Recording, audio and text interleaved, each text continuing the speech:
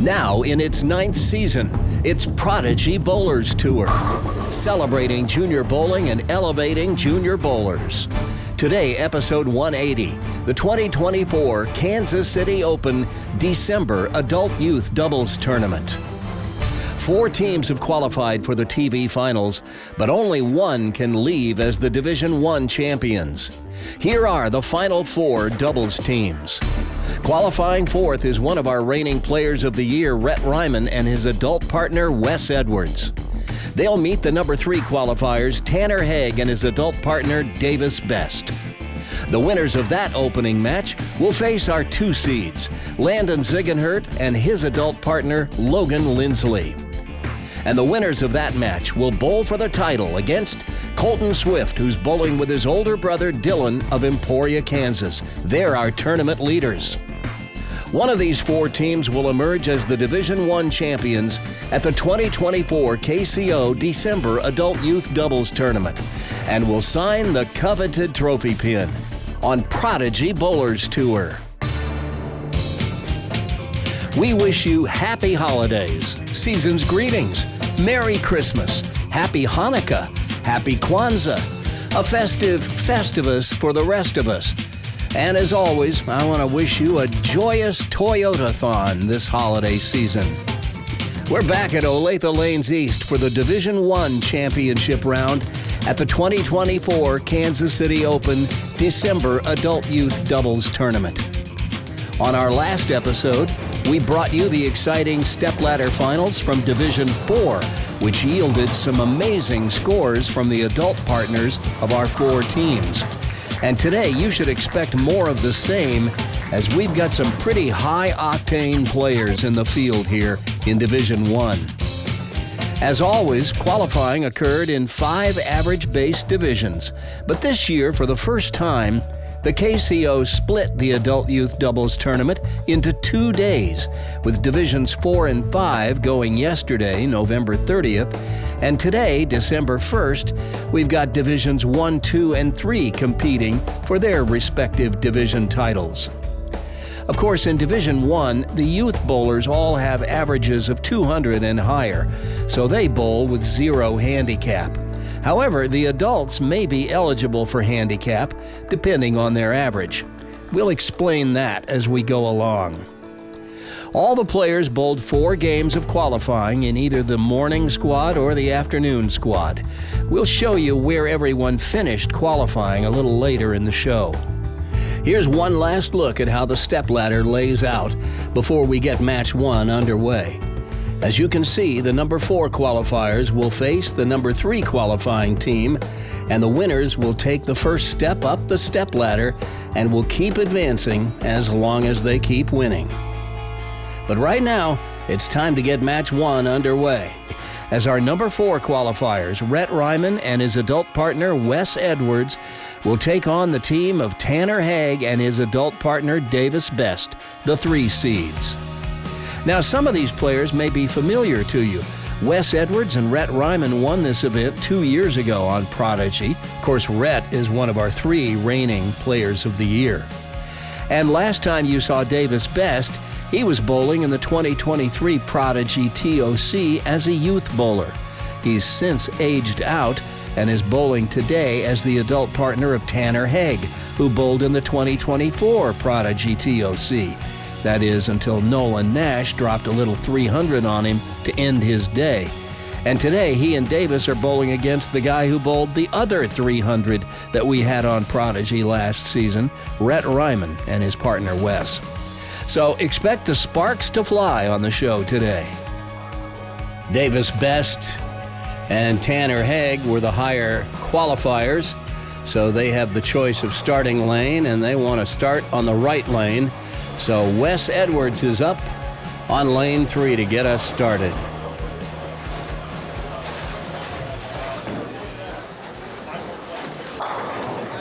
Ooh, overpowers the lane with his very first ball. Leaves a stone 9. All right, Davis Best. And that one drifts a little high, gets a little wiggle out of the 6-pin, but it's an 8 count. And he'll have the 6-10 to shoot in his opening frame. Now, this is continuous action like league play, so we won't have time for replays and such. A spare for Wes.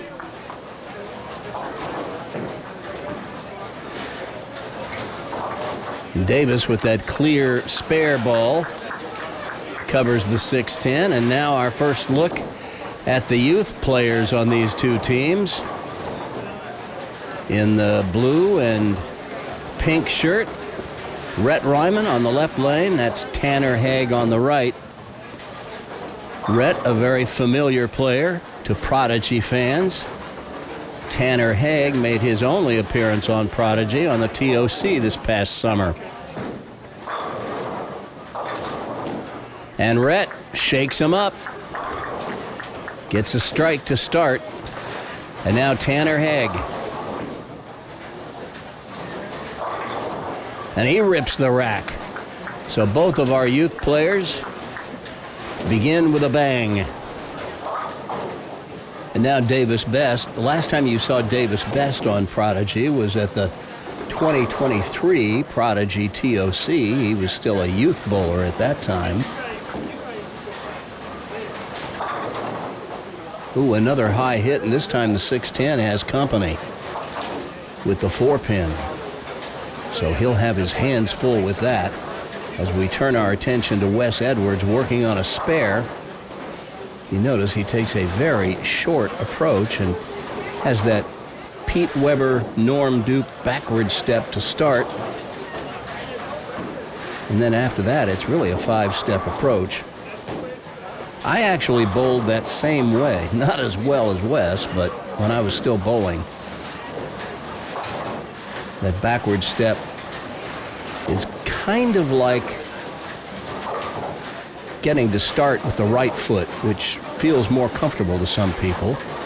You step backwards and then you just step onto the right foot, which you haven't really moved, but it feels like you're starting on the right foot. So it's really a 5-step approach, though, with a backward step to start. All right, Wes for the 10-pin.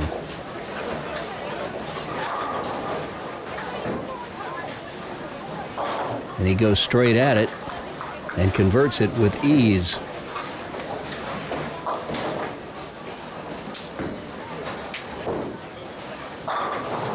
Tanner Haig with a solid strike and a double to begin the match. I'll tell you what, don't sleep on Tanner Haig. This guy shot 236 while Nolan Nash was uncorking a 300 on him at the Prodigy TOC this past summer. It was quite something. Another strike for Rhett.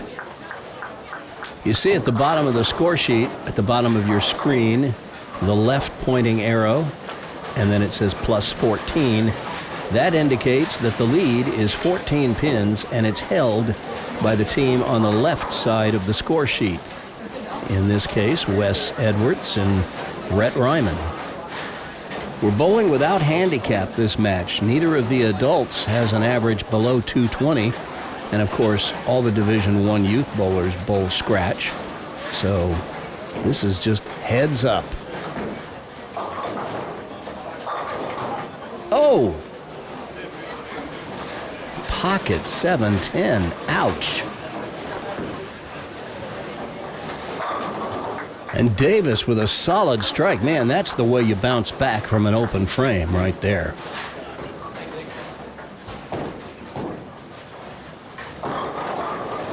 Well, if anyone in this group can make a 7-10, it's probably this guy. Just throw it hard at either the 7 or the 10. Looks like he's going to go at the 10. But you got to hit one to get the other. So that's an open frame. So this match is all even. as Tanner Haig now moves to the right lane, working on a double. Oh my, what a way to get 4.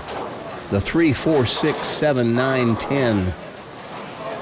It's been made once on Prodigy 5 years ago by Gilbert Kang.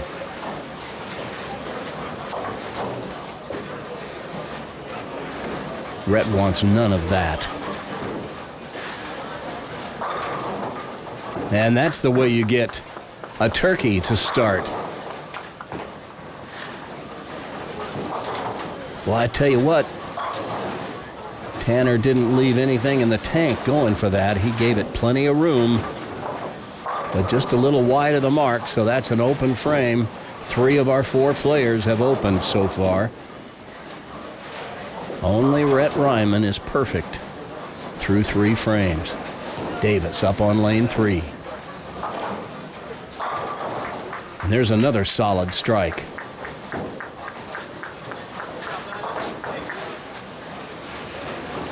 Well, you will see action to our left on lanes 1 and 2.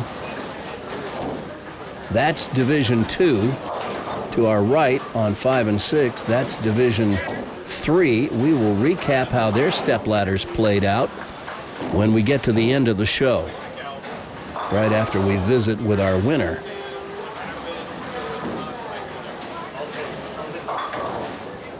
And Wes with a high hit. He's having a little difficulty getting lined up on this pair. The players get a little time to practice before we start the first match. And then the rest of the way, it's 2 balls on each lane when you come on the TV pair.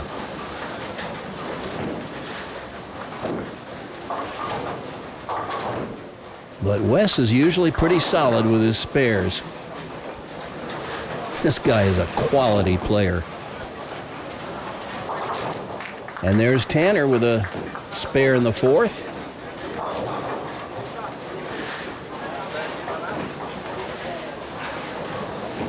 But now the team of Wes Edwards and Rhett Ryman nursing a 22-pin lead with Rhett up on the right lane, having started with a turkey.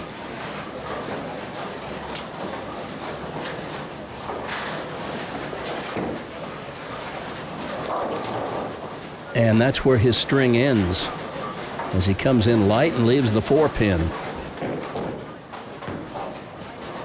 The player on our left on lane 2, that is Tyler Haig. That's Tanner's brother.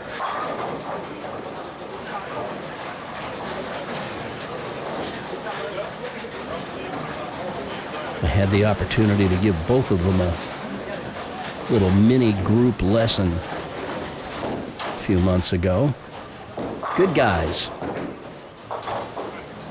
As Rhett converts his 4-pin.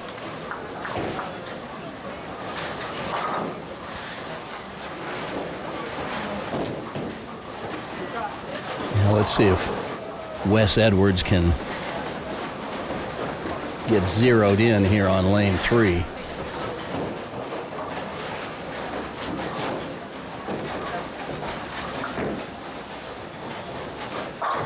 There you go. Snaps out the 10 that time. Beautifully done. Now Davis working on a double.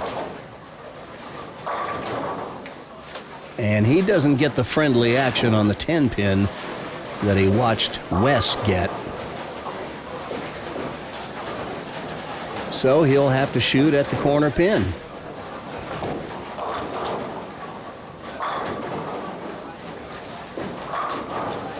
As he waits for the traffic to clear to his right.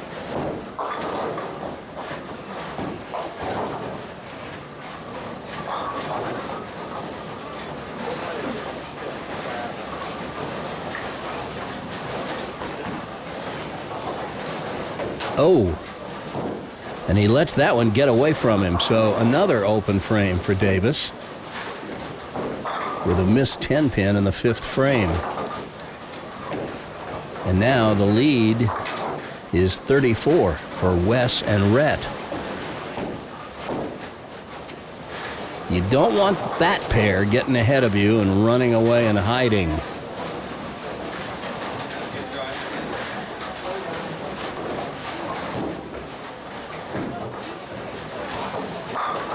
Oh, my goodness gracious. Well, that's like a punch to the gut. Stone 8. There's that action on the 10-pin that Tanner's looking for.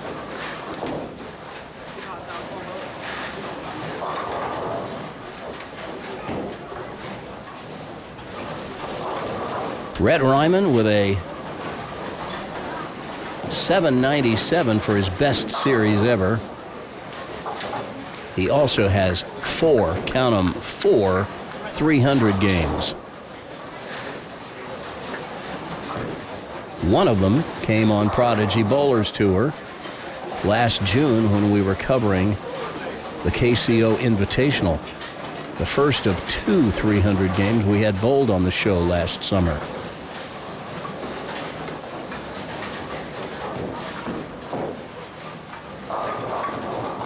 Well, that one drifts high on Wes, and now he's got a little tricky spare, the 310 baby split.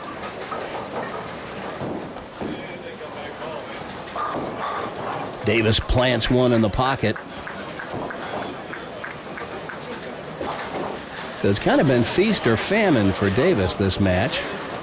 He has 1 spare, 3 strikes, and 2 opens.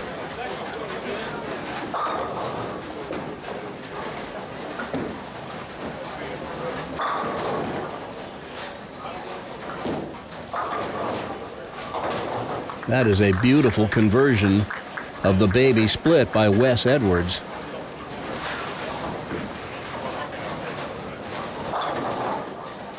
Ooh, Tanner with a break. Rolling out the 9 and leaves only the 4. A routine spare.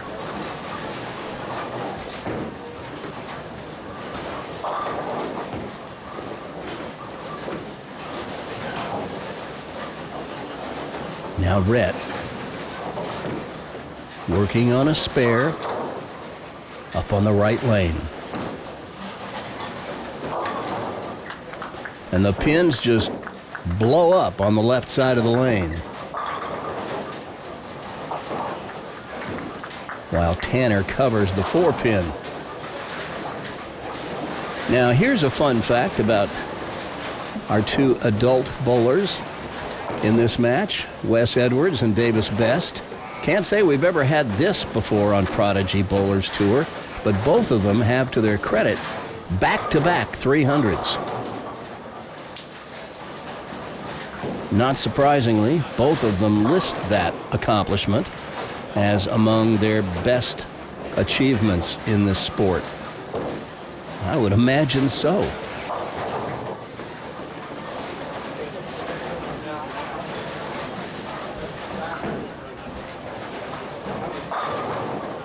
Although Wes can add to that, he also has a high series of 876. That's some serious bowling there. And a high 10-game set of 2685. That's a 268.5 average for 10 games. Even I can do that math. This guy can really roll the rock and rack up some scores.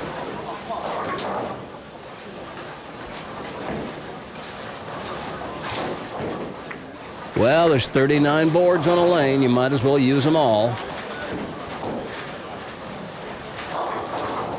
And look at Tanner Haig mix them up with a light hit.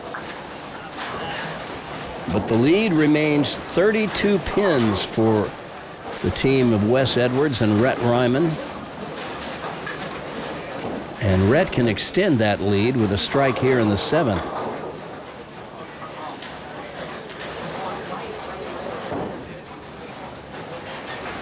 Rhett taking his time.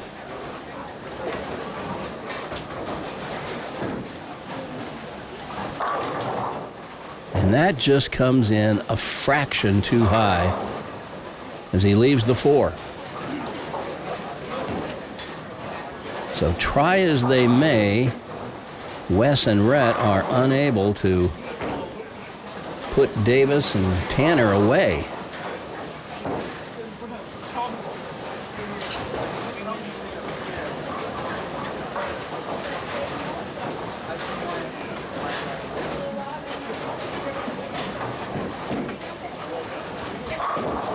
Easy spare. 4-pin goes. And now we're back to the top of the batting order. Wes Edwards working on a spare.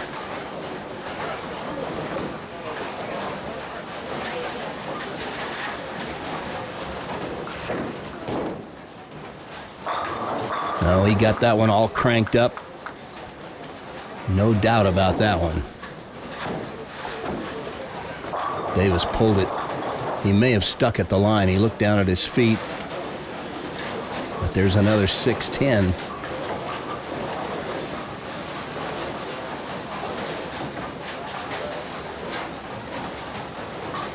He'll grab that clear plastic ball.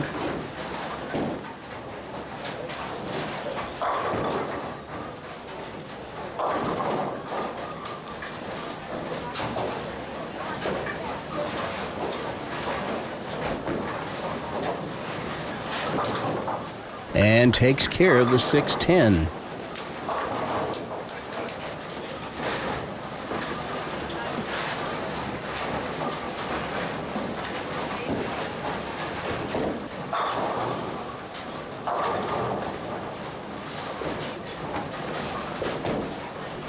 Tanner Hague with a high series of 822.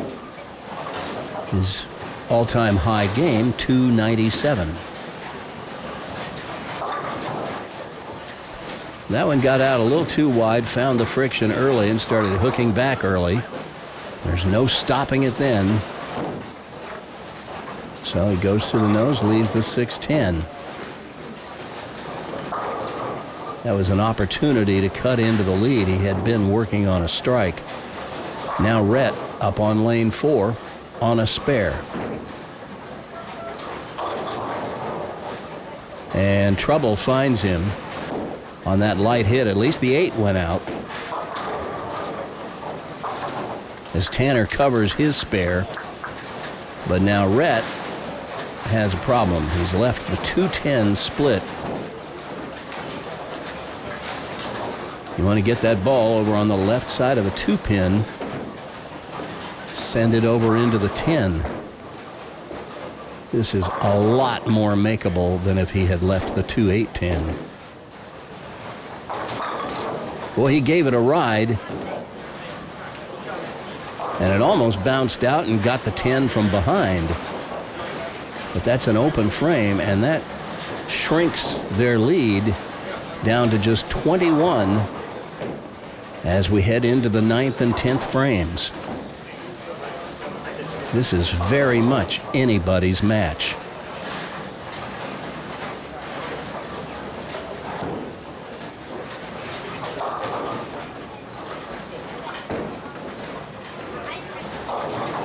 Oh my goodness, another 2-10. This with the 4-pin added in just for fun.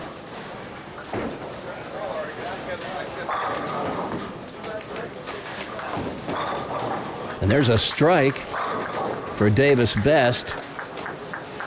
An important strike, foundation strike in the 9th frame to give him a chance to cut into the Wes and Rhett lead. And Wes will go all out at this. You can be sure of that. But he gets too much of the 2-pin. And just like Rhett, pin almost bounced out from behind, but it's an open. As Tanner gets 7, loses 3 pins in count. So the lead is 12 for Wes and Rhett at the moment.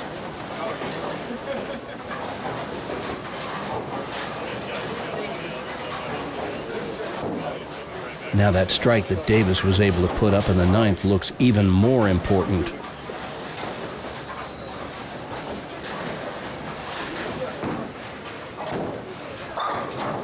Ooh. Rhett with a ringing 10. Boy, he would have liked to have had that. That's a solid spare on the 3-6-10 by Tanner. That is no easy spare there.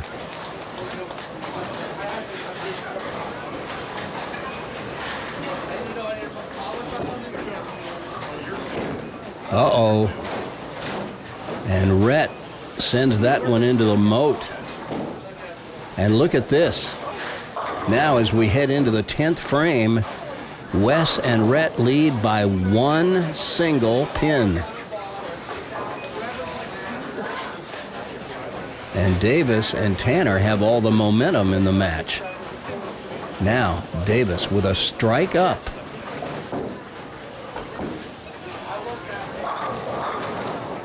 Davis pulls that one in the oil, and it never gets out to the right far enough to give him the entry angle to carry the 10 pin. So he will have to shoot the corner pin as Wes Edwards now up on the right lane in the 10th.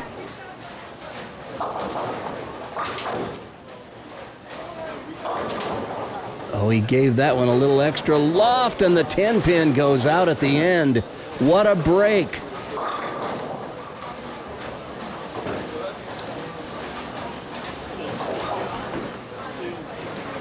Oh my. And Davis whiffs the 10, misses it pretty badly, I have to say. I think he would admit that. So we have one score in the books, a 168 for Davis. And Wes covers the 2. Boy, that pin setter came awfully close to touching the 10 to knock it over, but it didn't quite touch. If it had done so, that 10 pin would have had to have been stood back up, and he wouldn't have been given credit for it. But it fell just before the machine got it. So he finishes with a spare and a strike. That's 172 for Wes. I think if you had told him before the match started that he would shoot 172, he would probably figure they were going to lose. Boy, there is a timely double in the 10th from Tanner Haig. Cuts the lead of Wes and Rhett down to 3 pins. Now he's going to need a little help from Rhett. Rhett can lock it up with a mark. Well, he leaves one of the easiest spares there is.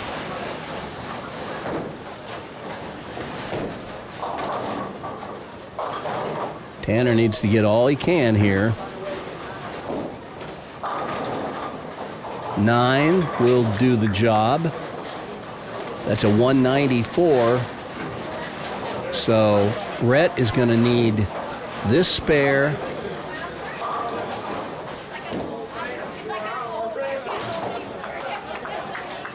And then he's going to need 7.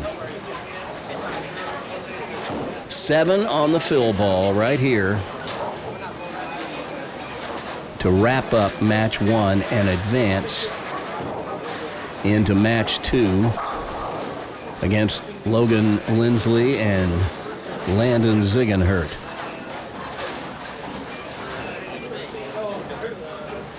Seven pins right here is all he needs.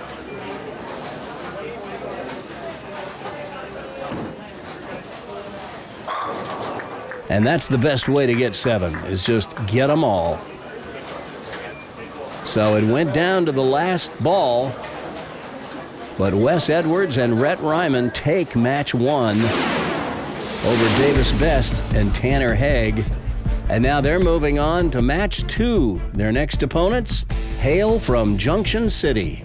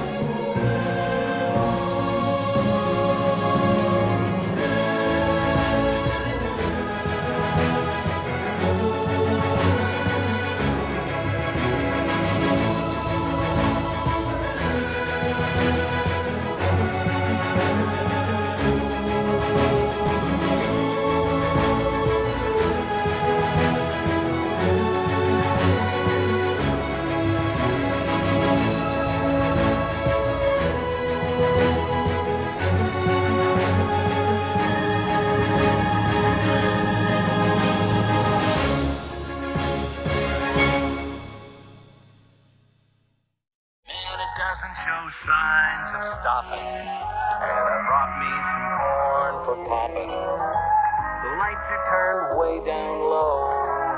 Let it snow, let it snow, let it snow.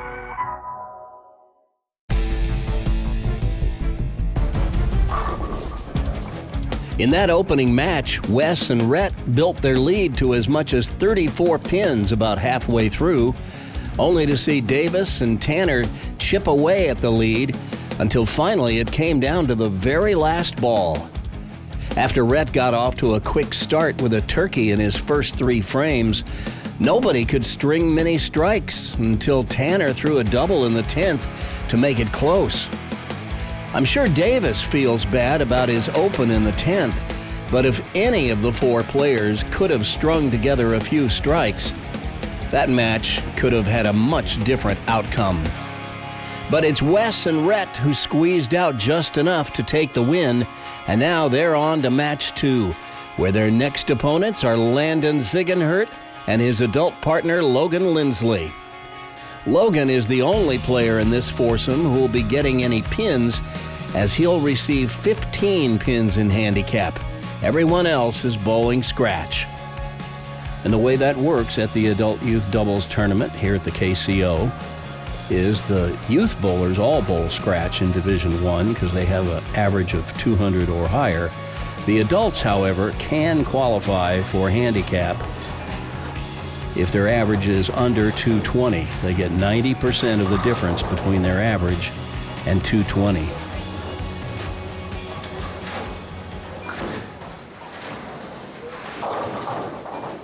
A light hit, but Wes gets them all to go. That'll be a confidence boost.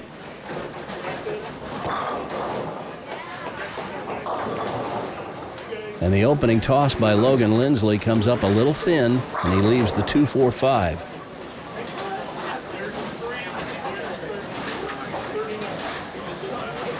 And now Rhett Ryman, who says he wants to be an electrical engineer when he grows up.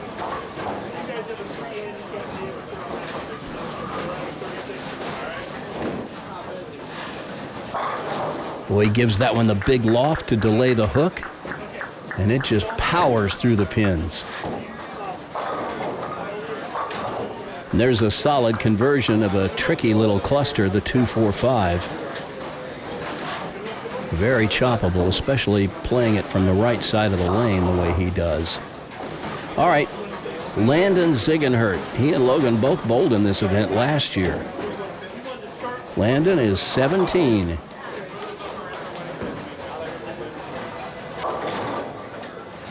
Well, he's lucky to get that 10 to go out. He leaves the 2-4. This guy can really rev it up. These kids fill out a questionnaire that I pass out before each KCO. One of the questions is, what do you want to be when you grow up? Landon's answer? A trillionaire.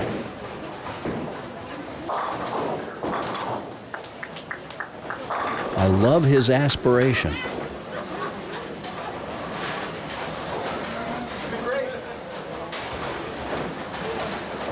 All right, we move to frame 2.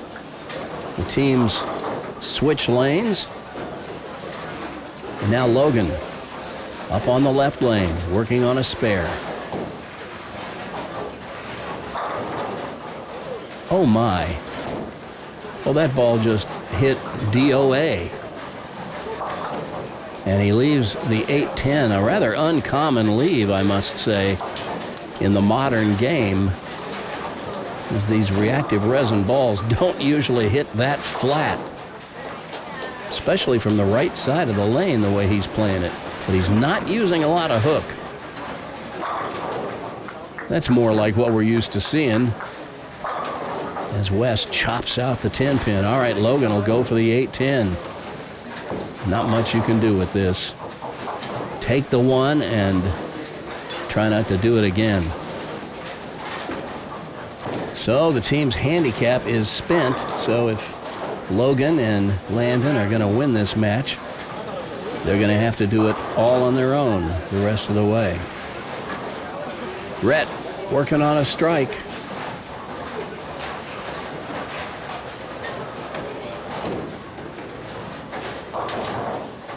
Boy, he got that one way out to the right. Didn't quite make it back, but again, broke up a big split. And, man, tell you what, when Landon gets lined up and starts freewheeling, look out. Rhett nearly with the 2, 4, 8, 10. The 10 goes out. This is still not an easy spare, but he covers it easily.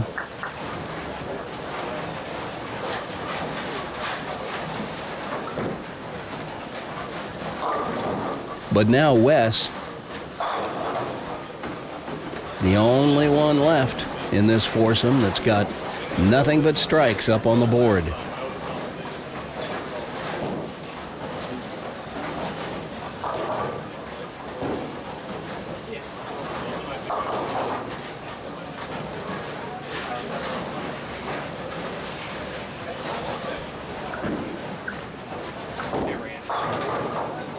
Another light hit gets the 10 to go late.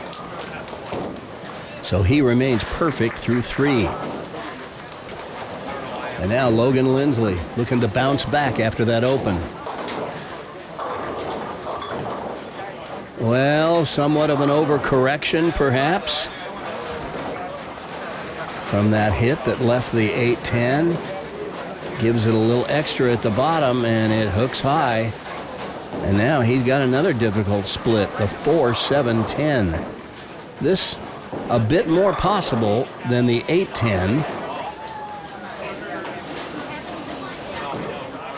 But it's probably about a 15-1 shot. And apparently we've got a scoring error in the overhead scoring, so Shelley Patterson working on the scoring panel, and Brent Whitesell, who you see to her right, another of the KCO board members. They're both board members. Shelley is a former champion candlepin bowler up in New England during her days in Massachusetts. She was bowling candlepins on TV. There's one episode that we'd love to find from some candlepin video collector where she won all the matches, ran the stepladder when she was pregnant. Logan with a valiant effort on the 4-7-10, but it comes up wanting, and he's got back-to-back opens. That's not helpful.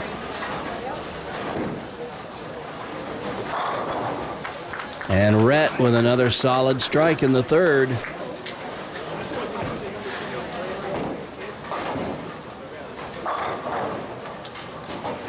Well, Landon needs to pick up his team here. A double would help.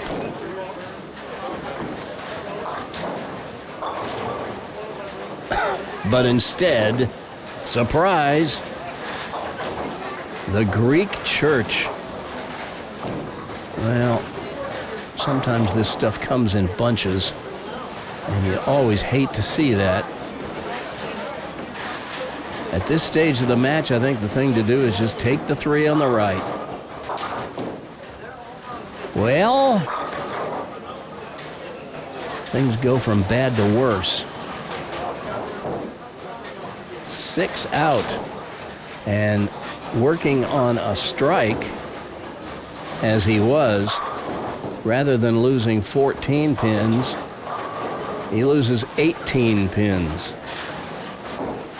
in count. And now the lead for Wes and Rhett is 47, just 3 frames into the match.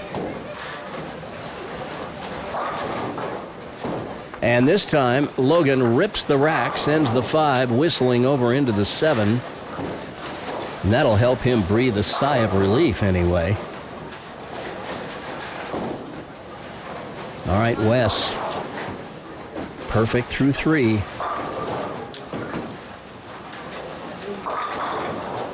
I'd say he's perfect through 4.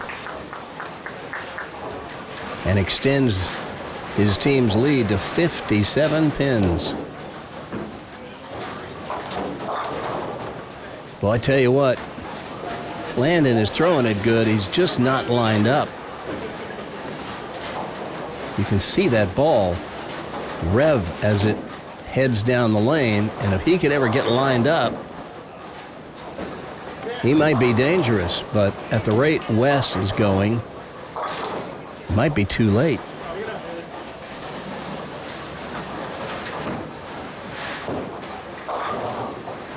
Rhett hooks through the nose. He's figured out the left lane, having trouble with the right lane.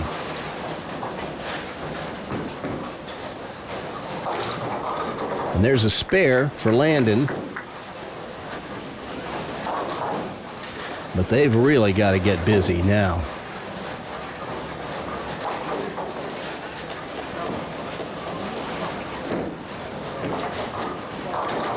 Rhett covers the 3-6-10.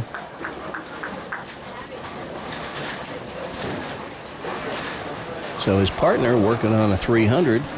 I know it's early, but hey, you can hope.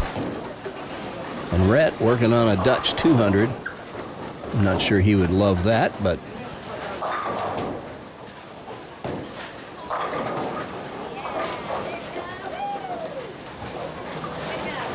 Wes, a very deliberate player under normal circumstances. Seems like he's taking a little extra time now, maybe to bounce back from that first game. Wow. Can't throw it any better than that. I'll tell you what, when Wes Edwards gets lined up and in stroke, he's a tough out. There's a solid strike for Logan. And so they get a double to cut into the lead slightly. But Wes is just piling on the strikes, and with each additional strike in the string he throws, he adds another 10 pins to their lead.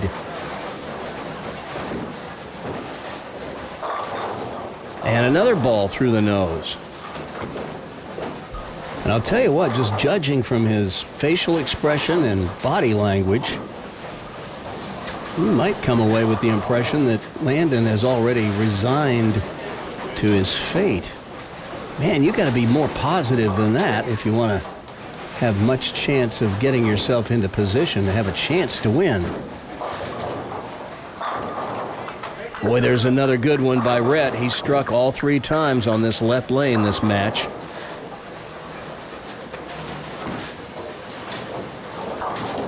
And there's a spare for Landon. Well, I mentioned this earlier. The bowlers to our left on lanes 1 and 2, that's Division 2. And on our right on lanes 5 and 6, they are the Division 3 bowlers.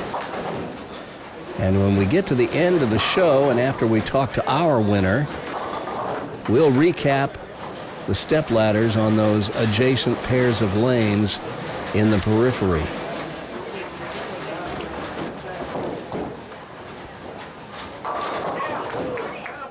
Well, it just looked like that was pulled as soon as it left his fingers. Breaks up the split. Leaves the 4-7.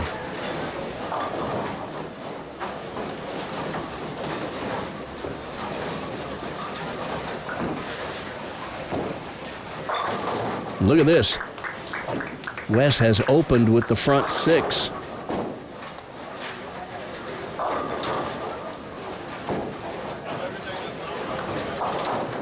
And a good spare for Logan, but they need to string some strikes to get back in this match. 71-pin lead, and we're just in the 6th frame.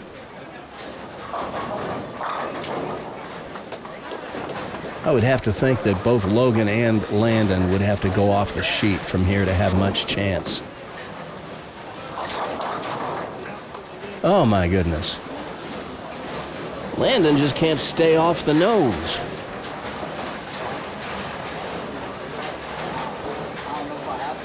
It's maddening when you try all these different adjustments and nothing works. Everything leaves you with the same dilemma. There's Rhett breaking up this Dutch 200 with a double. He's probably happy about that. And Landon again making a bold attempt to convert the spare, but not to be. So his second split of the match and his second open.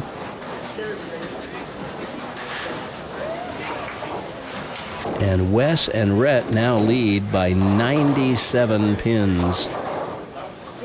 And I think at this point of the match, you're just trying to avoid being centuried.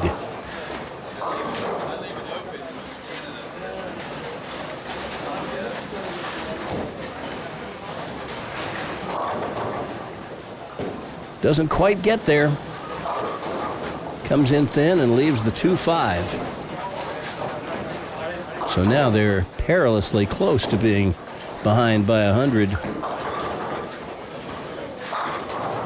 And look at Wes. 7 in a row. Well, we had 2 300 games bowled on Prodigy last season at consecutive events. Might we get our first of this season?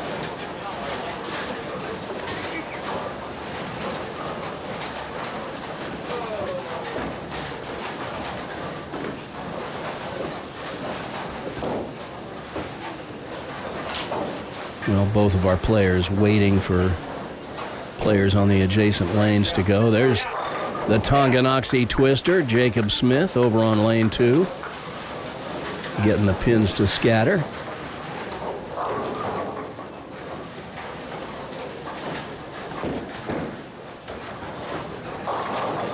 Boy, I tell you what, that was kind of interesting. Rhett went just as Bailey Coleman was walking to the line on lane 5. I know most people... Wow, there's the kind of shot that Landon's been looking for. Most people don't really observe one pair courtesy. Rather, they just go in one lane courtesy. But some of your better players are used to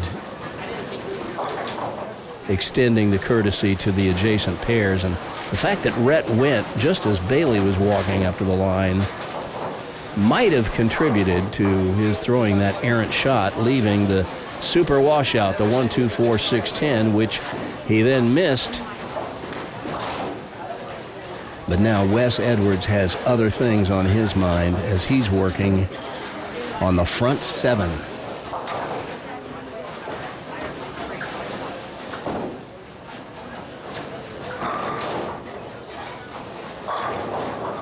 And that 10 goes out late, but it goes out. And now he's perfect through 8.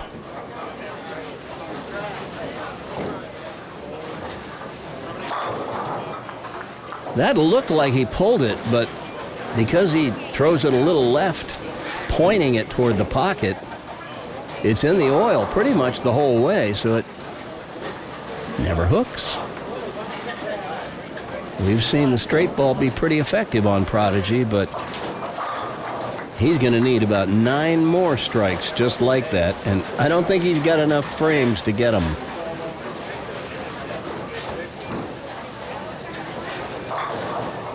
Well, that was a wild one by Rhett.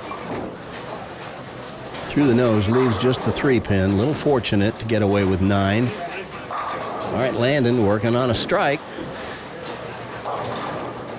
Well, he gave that one plenty of room, but he gave it a little too much room, and with his speed, it never quite recovered. Could have left something like a 210, didn't, just the 2-pin left. And he takes care of it.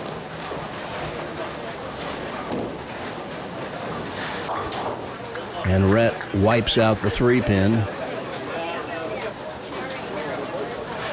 So we're down to the final 2 frames, and I think Wes and Rhett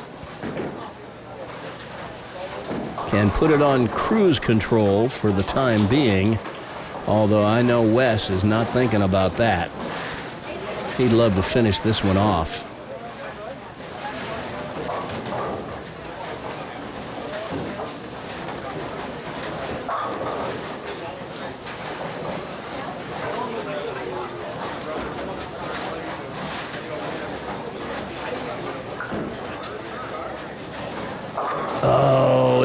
too high.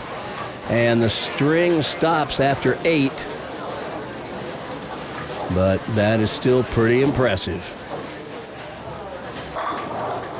There's a solid strike for Logan. Cutting into the Edwards-Ryman lead slightly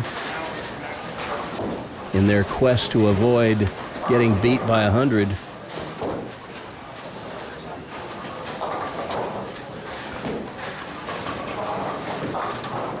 And Wes covers the 3-6-10 easily.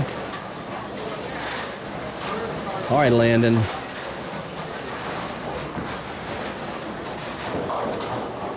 Wow, just nothing is working for him. Oh, God, I don't know how many of us who bowl have not been there. I think we've all lived through something like that. He leaves the 2-8. And Rhett plows him over.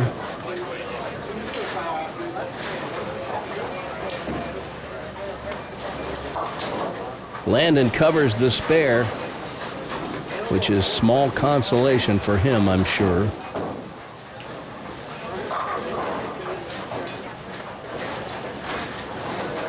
When you're in a match like this, you just want it to be over. So you can throw your stuff in the trunk of the car and go eat something.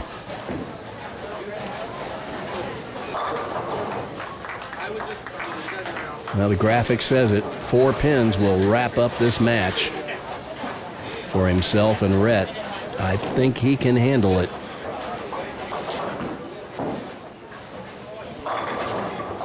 That's 4 and then some.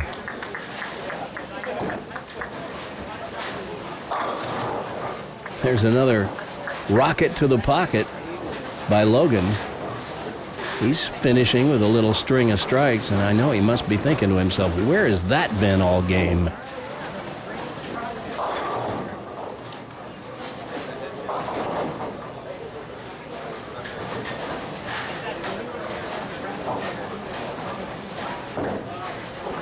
One more strike here by Wes. He'll be in the 270s.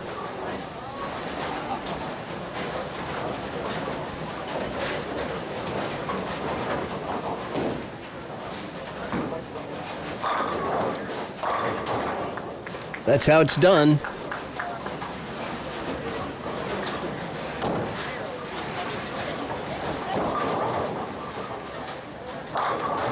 And look at this.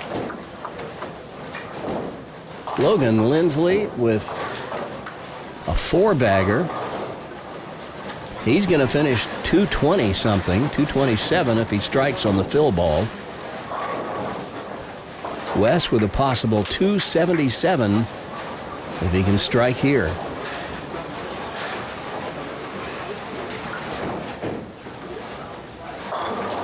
Gave that the big loft. Gets 9, 276.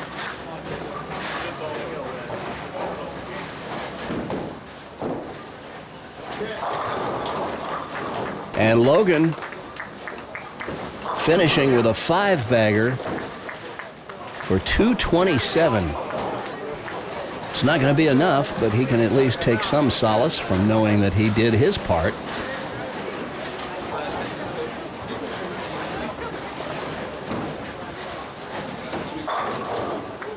Well, Rhett spends a lot of time right there in the pocket.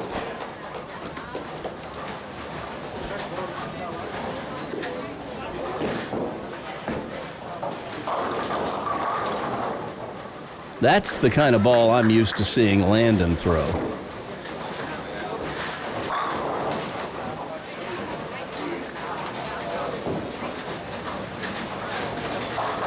I think if he'd known he was going to shoot in the 160s or 170s for his stepladder match, he might have just said, you know what, I'm just going to sleep in. Rhett with a reverse blower. And he doesn't even want you to see his face after that shot. It's okay, buddy. You're going to be in the title match.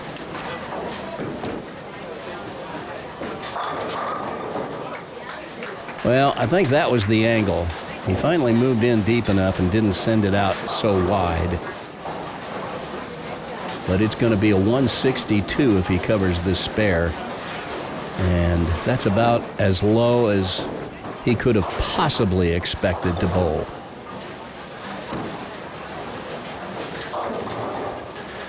An 8 count to finish. It's a 207 for Rhett. And a 483 for the pair. That is going to be more than enough. Well, that's kind of a fitting way to end it, isn't it? 483 to 388. They avoided being centuried, but it's a 95-pin victory for Rhett and Wes, and they're headed on to the championship match to face the Swifties.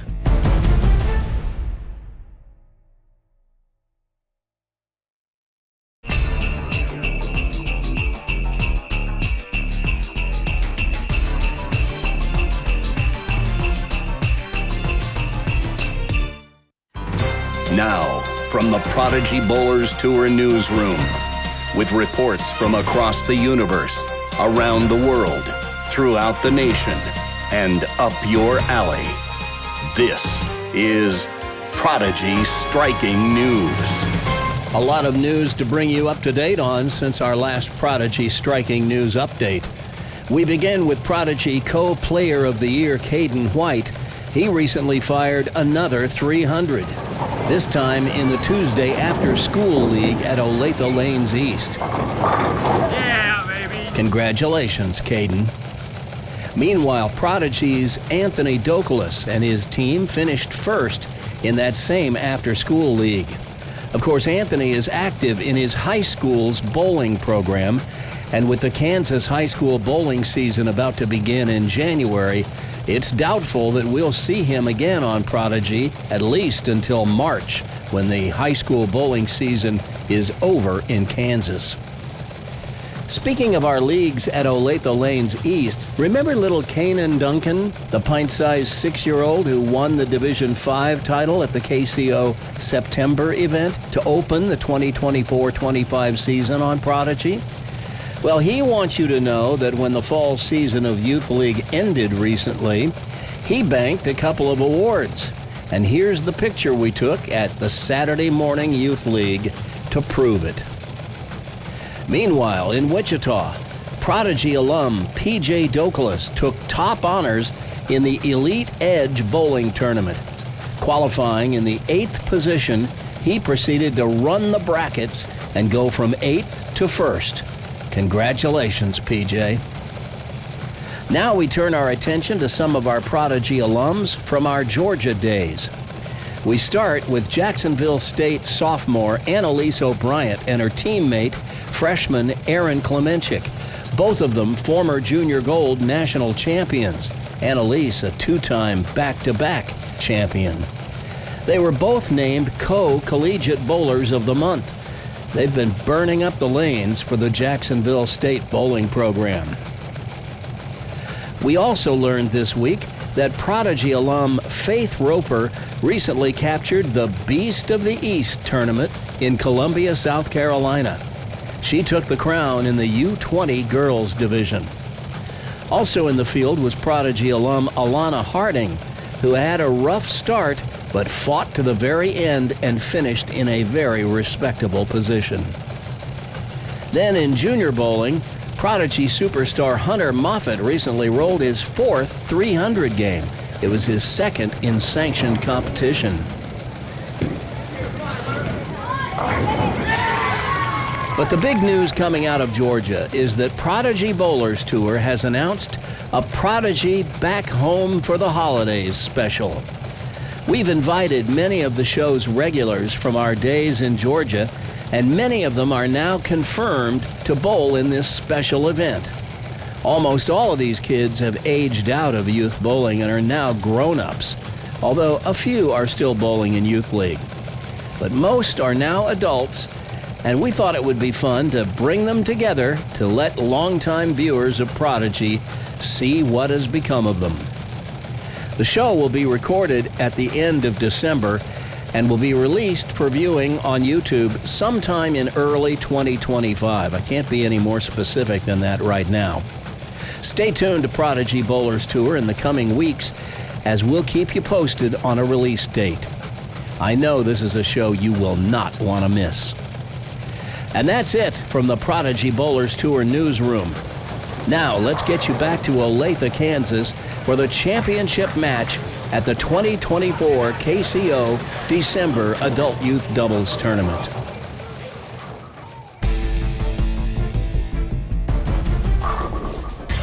Before we get to the championship match, here's a quick look at how everyone finished qualifying today. Of course, you know who made the Final Four to set up our stepladder finals. There in fifth, you see our alternates, Fiona West and her adult partner, Jacob Thomas. They finished just 11 pins out of a roll-off with Rhett Ryman and Wes Edwards for the fourth spot in the stepladder. There in eighth place, you see our defending champions in this event, Caden White and his adult partner, Lonnie Frederick. Finishing in 14th place is young Andrew Farreau. Last year, he teamed up with Lloyd Kaufman to win this event in Division 4. But this year, Lloyd Kaufman bowled with Andrew's brother, Tyler, and it didn't really work out for either one of them as they both finished back in the pack. There in a tie for 16th, you see Jay Futrell, who paired up with his younger son, Johnny, in the Division 4 stepladder, which you saw on our last episode of Prodigy.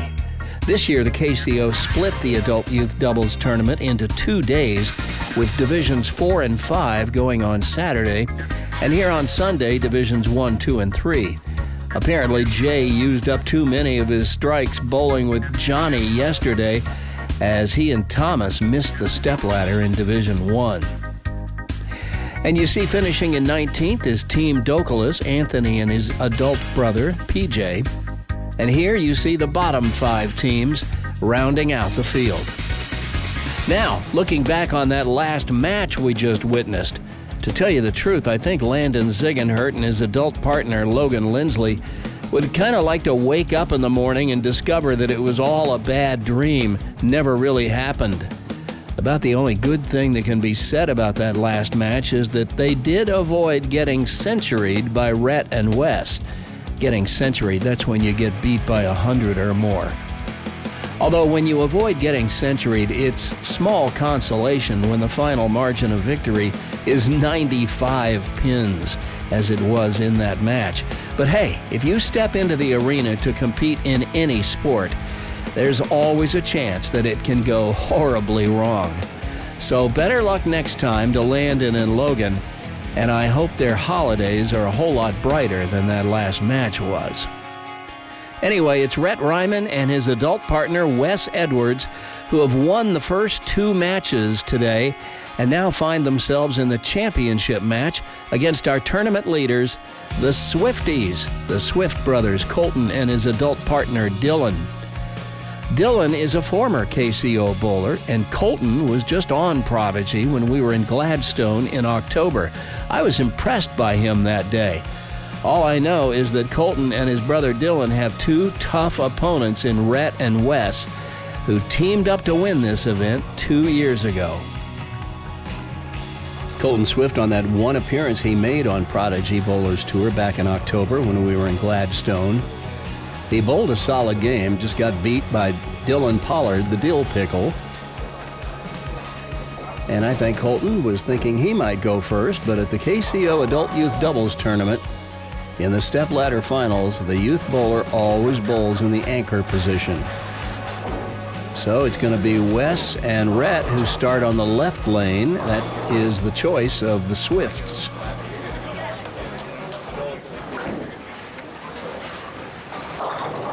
Wes let up on the speed a little bit, looked like to me on that one. Hooks high, leaves the 3, 6, 9, 10. Most pro bowlers will tell you this is one of the most difficult spares they face.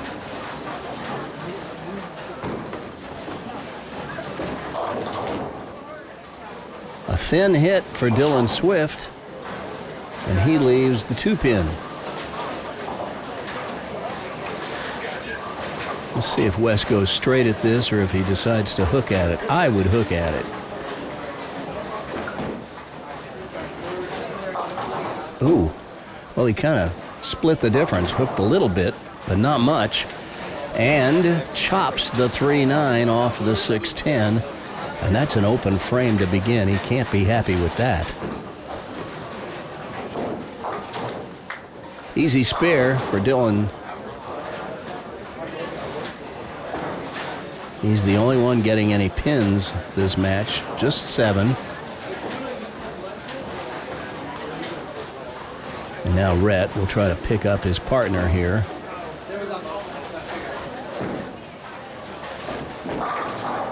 And he does. And that's what you call ham and egging it. All right, Colton Swift. We saw this guy in October. And I remember how low he got at the foul line. He's a little more bent forward at the waist than I like to see, but he gets pretty low with his knee bend as well. And that I like to see.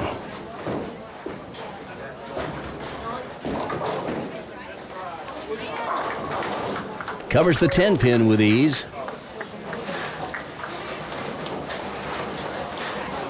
So they'll switch lanes.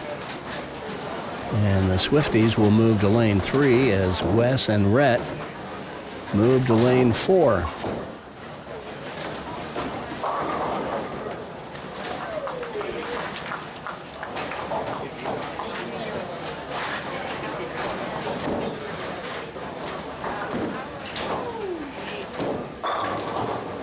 That's more like what he had in mind. Solid strike. And now Dylan Swift.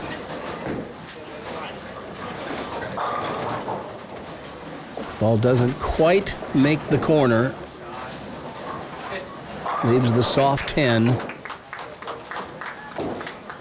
Difference between a ring and 10 and the soft 10. The ring and 10, that 6-pin flies up and around the neck of the 10-pin. On the soft or weak 10, that 6-pin doesn't have the energy and just kind of lays down in the gutter. Red with a double to start.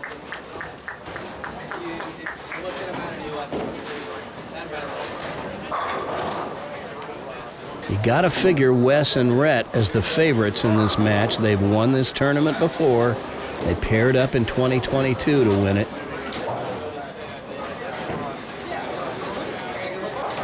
And Dylan going with the flat hand. Almost a backup ball for that 10-pin. That is a good technique. Whether you're a one-hander or a two-hander, being able to straighten out the ball to shoot at those right corner spares, that is smart bowling.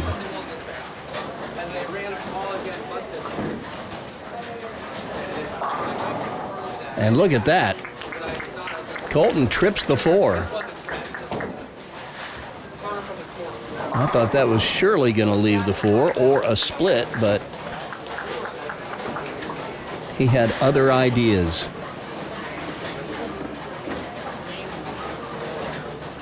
Now he turns to his big brother and says, "Brother, let's see a strike out of you." And he almost delivers one. He doesn't quite get the break on the 4-pin that his younger brother did.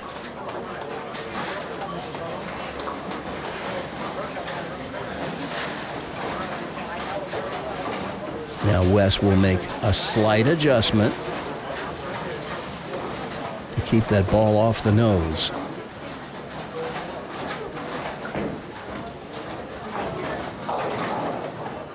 Well, he kept it off the nose a little too much. Leaves the 2.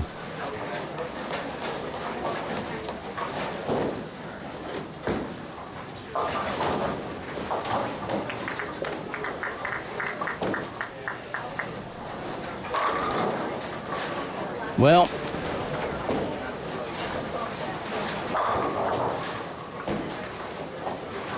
Wes takes care of the single pin spare without breaking a sweat. But I know after shooting 276 the last game, he's not real happy with an open strike spare start to this match. Oh my goodness. That didn't look like it was going to be that high. But Colton now with a 410.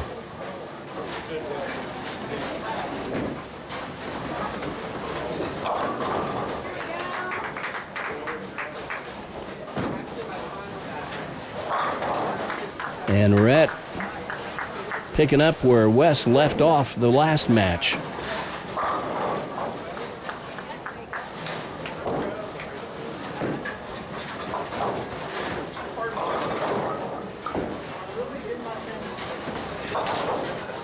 Well, he makes sure and gets 9. But that's an open frame, and Wes and Rhett in a familiar position, out in front by 15.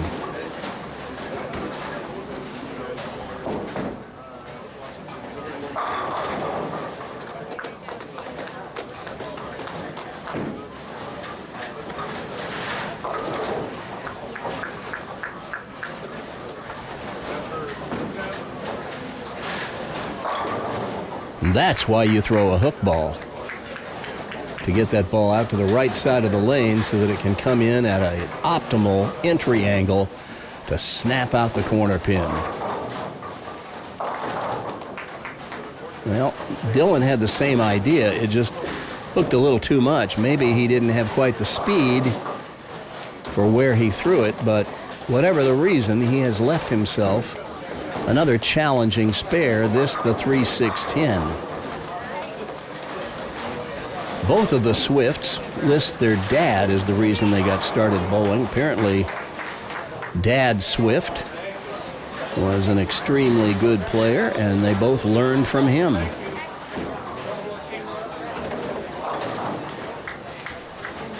And I tell you what, if he's responsible for getting these two Swift brothers started bowling, I'd say he must have influenced them both positively, because they're both pretty good.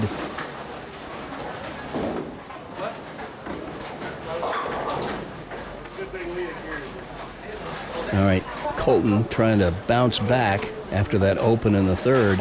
He struck the last time he was up on the left lane.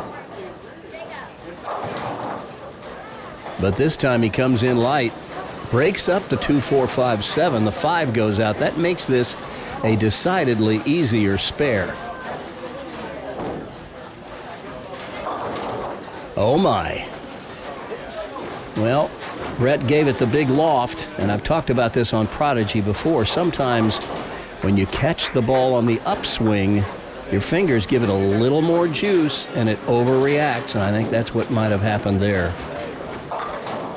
Colton covers the 2-4-7, but now Rhett has his hands full. He'll go for the count.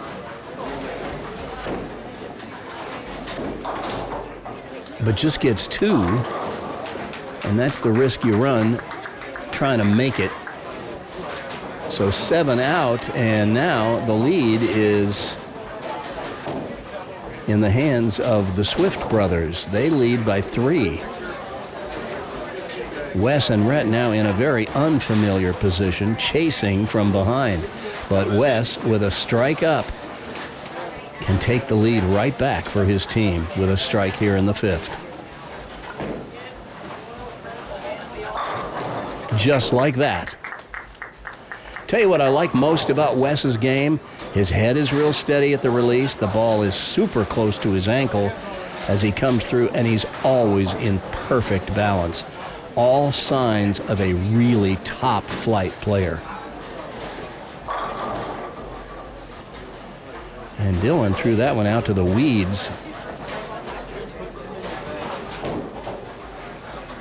Lucky to get 8. Leaves a fairly simple spare, the 1-2. But you got to be disgusted with that shot.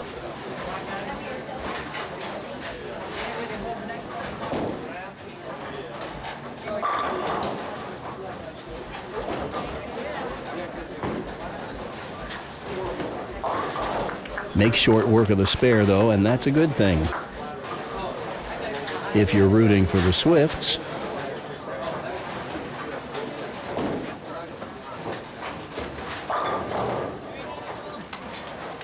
And now Rhett Ryman, who threw the first 300 on Prodigy Bowlers Tour after we moved the show to Kansas City back in June.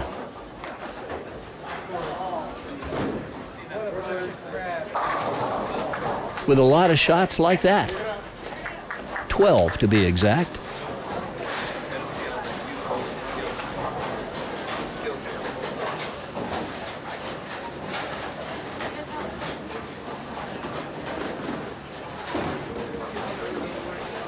Colton Swift says his best moment in bowling came when he had his 800 series, an 804. And he says when he picked up the big 4, which he almost left here. The 7 went out, but he's still got the 4, 6, 10. Well, if it's any consolation, you would make this pretty much the same way.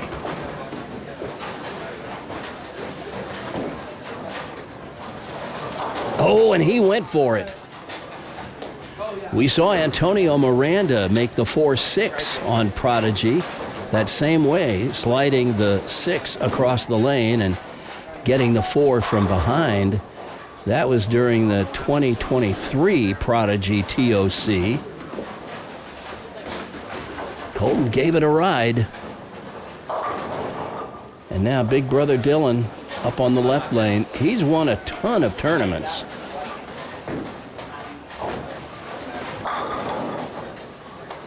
Well, when you see him throw strikes like that, you can understand why. He's won the Flint Hills Lanes City Doubles Tournament 3 times, the team tournament a couple of times, a Mexican-American team tournament twice, and he won that in doubles twice.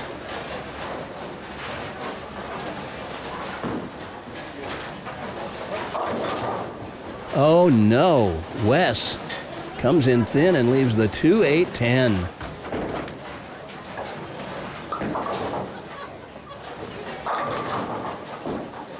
Colton can't quite get the 10 to go with that hit. So he'll go cross lane at that while Wes contemplates the 2-8-10. He's going to go for the count. Really about the only way you can make the 2-8-10 is to hit the 2 over into the wall to the right of the 10, have it ricochet back, knock the 10 into the 8. It is a low percentage play. But Colton Swift hands the open right back. So Wes and Rhett maintain a 19-pin lead. Here, I don't want it. No, you take it.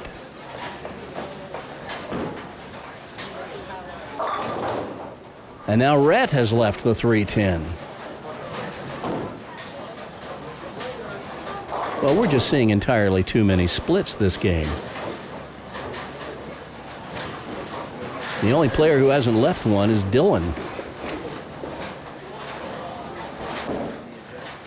Right, you want to fit the ball right between these 2 pins. And he just runs by the 3 by a little bit. On any spare, the ball must touch the pin in front. So that shrinks their lead to just 7 pins. And now Dylan can reverse that with a strike here as he has a strike working.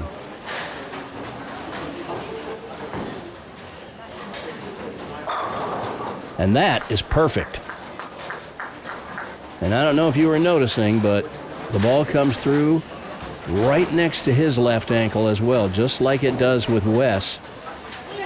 And Dylan with a very steady head and almost always in perfect balance. So when I see those 3 things, I know we're looking at a quality player.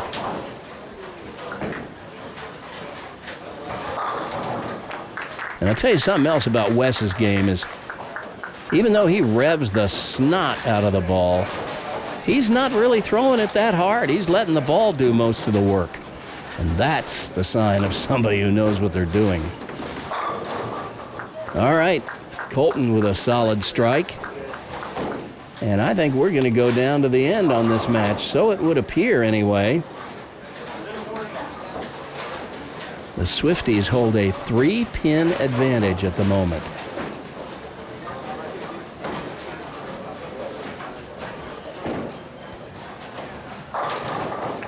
And Rhett puts a strike up in the 7th, so all 4 players have a strike up in the 7th. Colton with a double working. So obviously this is anybody's match.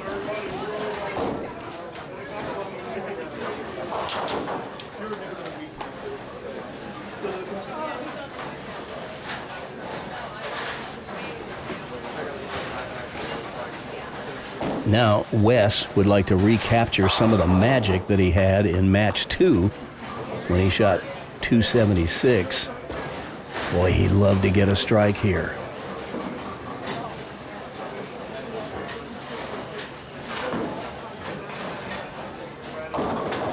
Oh, it was too wide. He sent it way right. Doesn't get back. He's disgusted. Leaves the 2-8-10 again. And Dylan plants one right in the hole. And now he's got a turkey and has extended their lead to 13.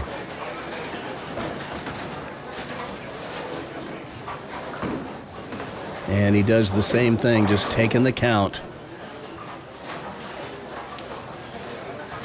I guess when you play it that way, you're telling yourself there's always a chance something could bounce out. But you know the odds of that happening are pretty small.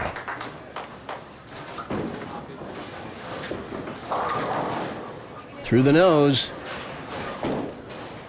Leaves the 3-6. So he's unable to build on that strike that he had up in the 7th. And now Rhett knows it's now or never.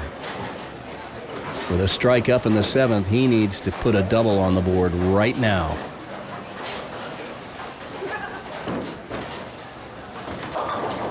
Oh, man. Nearly another Greek church, as if this is somehow better. The big 4. Wow. I think Rhett would like to burn lane 4 right about now. There's a spare by Colton. Well, I suppose you can make this the same way Antonio Miranda made the 4-6.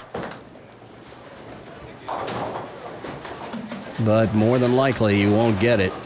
That is 8 out. And now the Swifts' lead is 39 pins heading into the 9th frame.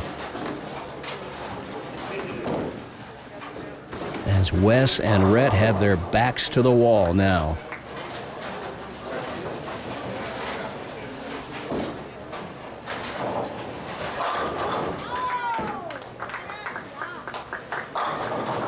Well, you knew Wes wasn't going to wait around. But I'll tell you what, I think he's not real happy with lane 4 either. But the bad news for Wes and Rhett is they got to finish on the right lane.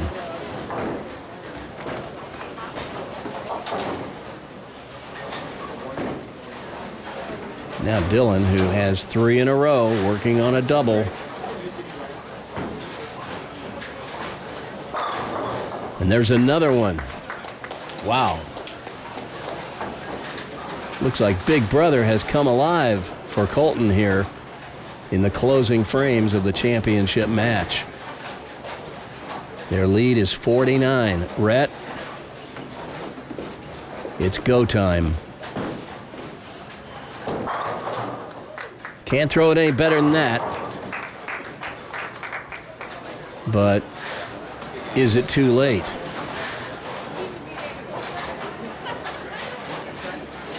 Colton with a spare up would love to set up the 10th with a strike here.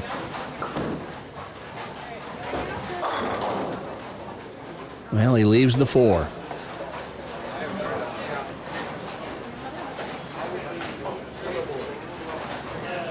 But I think Dylan can just about slam the door shut.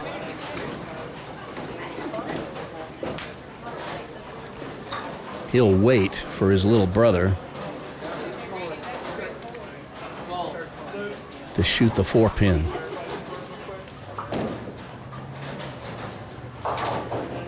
And it is gone. So we are now in the 10th frame, and it does not look good for Wes and Rhett. Oh, man. Dylan gets a big break. Wes and Rhett were kind of hoping for a gift. 'Tis the season after all, but not to be. All right, Wes would love to strike out here in the 10th and give his team a chance. Oh, he gets the love tap on the 10. If he and Rhett can both strike out in the 10th, they might have a chance here.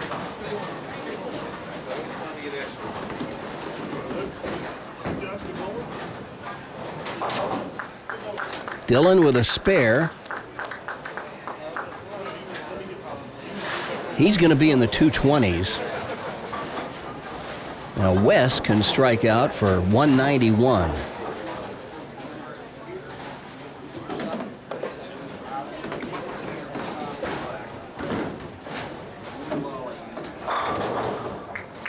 Well, he gets that important second strike.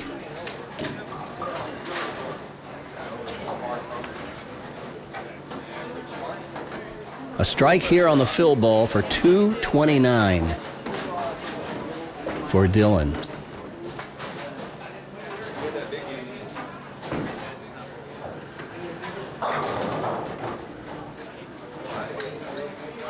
Oh, and the pin setter touched it, so that doesn't count.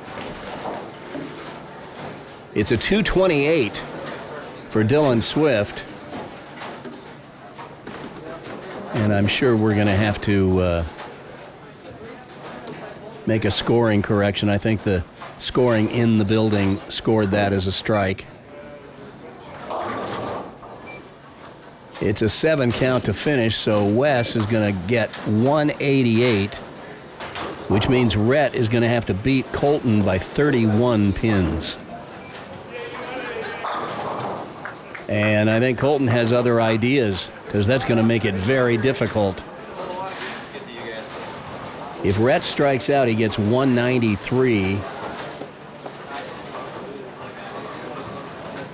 So at the moment, Colton is sitting at 152. So it's still possible, but let's see what Rhett does here. He's got to get all these strikes.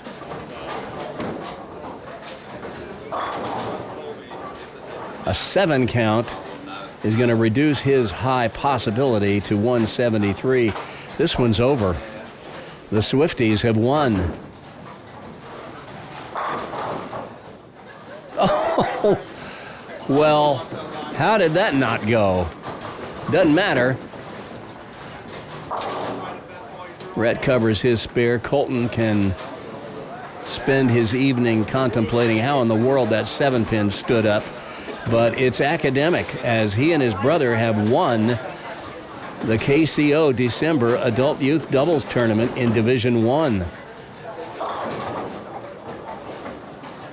And they pulled off an upset to do it. Even though they were the tournament leader, I think you'd have to call Wes and Rhett the odds-on favorite going into this match. Colton covers the spare for a 162. But it's a 390 to 359 victory for Colton and Dylan Swift over Rhett Ryman and Wes Edwards. You know what that means? We're going to have a couple of Swifts sign the coveted trophy pin next.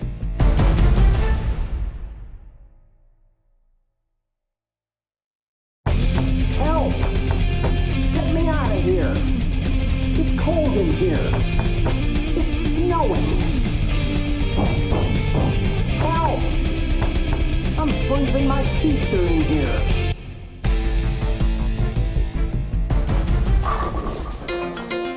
After winning the first 2 matches today to advance to the title match, Rhett Ryman and his partner Wes Edwards seemed to have run into a brick wall, leaving 5 wide-open splits between them, leading to 5 costly opens in that contest against the Swift brothers. Still, Wes and Rhett led in this match as it reached the halfway point. But then Dylan Swift strung together a 4-bagger, while Rhett and Wes sustained 4 of their 6 opens in the game. And by the time we reached the 10th frame, Colton and his brother Dylan Swift were able to cruise to the finish line with a 390 to 359 victory. So it's an early Christmas for Colton and Dylan, as it's a Swift family robbery at the 2024 KCO Adult Youth Doubles Tournament. And now you get to meet the winners. So our streak continues. None of our reigning players of the year, Rhett Ryman being one of them, has yet to win this season on Prodigy Bowlers Tour. And today, they got swifted today by Colton and his brother Dylan Swift. You were on Prodigy, it was October, was it not? In Gladstone. And I picked you out. I said, I like this guy's game. He can bowl. And here you are 2 months later, cleaning up at the KCO with a little help from brother Dylan. Dylan, you told me earlier you had bowled the KCO when you were younger. Yeah, bro. How old are you now? 23. Yeah, you're just a baby. But here's the guy who got it done in the clutch. Well, actually, you both did. But Colton, I always ask the winner, how did you do it? I don't know, just brotherly love, I guess. There you go. I like that. What about you? Who carried who all day? He carried me the 4th game. In the beginning, it was mainly me, but this was all him making it finally. Yeah, you did bowl really well in the championship match. Thank you. I gotta hand it to you. How did you do it? Just made sure I pick up my spares, and whenever I needed a strike, I made sure I struck. Well, you got it done when you had to. And both of you are winners at the KCO Adult Youth Doubles Tournament here in December 2024. And now you get the honor, you both get the honor Go first. of signing the coveted trophy pin. And the other part of this is this also punches your ticket, Colton. Sorry, the adults don't get in. But this punches your ticket for the Prodigy season-ending Tournament of Champions, Oh, where the winner will get a nice little scholarship prize and will receive the coveted trophy pin with all the signatures on it. all right. A tradition that goes back to 2016 and 2017, our first season. You can sign it right there next to mine. Won't you sign it? I'd like to. You want to sign the date? You can sign the date. You can sign the date for both of you. And there he is, the latest entrant into the Prodigy TOC, which will be in June. What's today's date? Today is the 1st of December, 12/1. Oh, it is. That was a pretty exciting match. It went back and forth, a lot of give and take in that match. So your brother kind of put you in position that it sort of took the pressure off you in the 10th frame. But man, there were moments in that match that it could have gone either way. There's a lot of splits that could have messed up both parties. Yeah. Well, you ended up finishing it for us. Yeah. Actually, you did. Oh. 210s help a lot. 220s, actually. Yeah, that was pretty good. 221 for Big Brother. Congratulations, gentlemen. Thank you. Thank you. As I mentioned earlier in the show, the bowlers to our right on lanes 5 and 6 were the Division 3 group, and here's how their stepladder played out. In the opening match, the number 4 qualifiers, Brady Walworth and his adult partner Jeff Walworth, defeated the 3 seeds, Cameron Watson and his adult partner Edward Watson III, 397 to 373. Then in match 2, Bailey Coleman of the Bowling Coleman family paired up with Charles Teeter, and it was Team Walworth who came out on top of that match, 420 to 381.